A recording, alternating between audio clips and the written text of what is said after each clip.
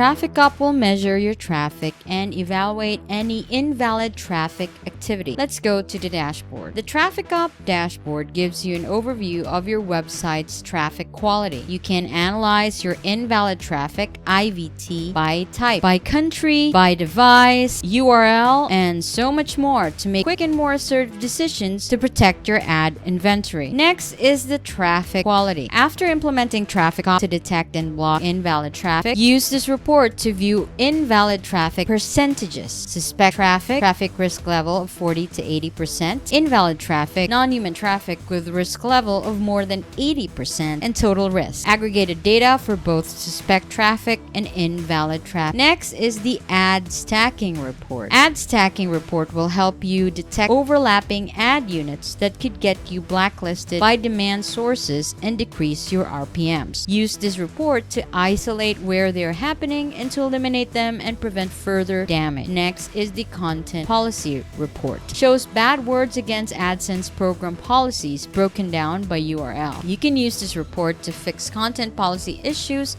and validate the fixes in real time. Next is the hidden ad unit report. Check if any of your ad units are covered by other elements on the page or appear outside the viewport, which could be flagged as a policy violation. And the abusive render provides detailed information about abusive refresh occurrences that arise due to possible misconfiguration or ad refreshes that occurred at an interval of fewer than 25 seconds. By learning how to use this data, you can strategize and fix any errors on the website. Try our Traffic Up solution and protect your website from invalid activity for a 7-day free trial. Sign up today.